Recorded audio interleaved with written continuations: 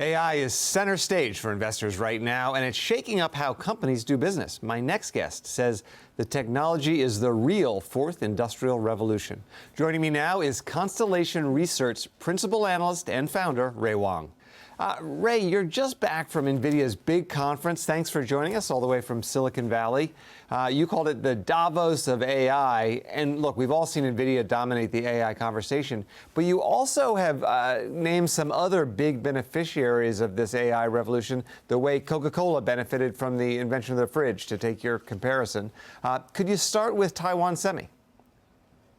Yeah, Taiwan Semiconductor, those are the ways of how you're building the AI chips. They basically put together the layers, they put everything together and connect. That's actually the technology that gives NVIDIA the 2-die capability. And that's actually, that's the future of chip manufacturing. 3 nanometer to 2 nanometer, they're in the middle of that action. We could spend an hour on this, but briefly, can you explain the 2-die benefit? Yeah, so what they're able to do now is actually compress more processing capability with the 2 chips, with their 2 dies, and that's actually packs a lot more processing power in the chips, and it's a specialized technology that TSMC perfected, working with NVIDIA and a whole bunch of other partners. Okay, thanks. So obviously software is huge in this too. Let's go to Oracle. Larry Ellison's company is going to be a big beneficiary as well, you believe? Yeah, one of the reasons people discount Oracle in the race is because they weren't first to the cloud. And what they were able to do that was different is that they built a cloud infrastructure. They actually built a lot of autonomous capabilities in their database, and they started moving up the stack. And Oracle has probably some of the best enterprise software products, and those are actually getting autonomous capabilities, AI capabilities, and ML. And companies that are using Oracle are going to see the full benefit from the cost savings there, as well as the predictive insights. And one more, Google, which has seemed to be a little bit behind Microsoft in this race, but you think there are good things ahead?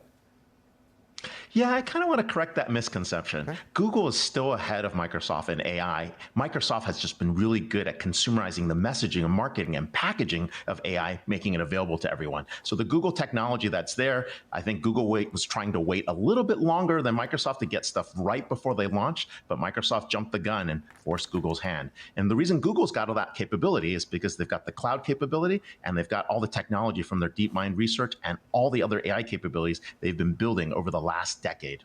They just need better PR. Better marketing, better go-to-market. All righty. I want to bring this down maybe to the viewer's everyday life. Could you give us an example of a way in which AI is going to change our everyday lives? How does it benefit the viewer?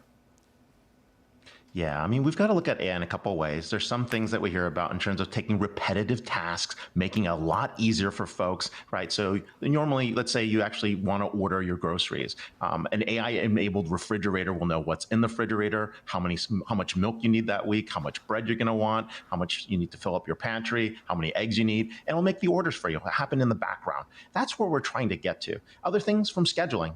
Let's say you wanted to accomplish 13 tasks today, like you got to pick up the kid, go to the dentist, you want to pick up groceries somewhere else, you want to make sure you catch up with your friends in the evening. Scheduling systems are going to pop up to make your life a lot easier in the background as well. Or you walk into a meeting and you don't know everybody's names, you don't have the context of when they met them, and a simple assistant will pop up and say, oh yeah, that's Jack. I met him at this conference on this date, and by the way, here are the 5 things he likes to talk about. All righty, I'm starting to hear some benefits there, although I think I can keep my own grocery list. Anyway, before we go, I do have to ask about something you identified as what I would say is a major risk. You called it extinction risk. Let's end on a bad note, Ray. Can you explain that?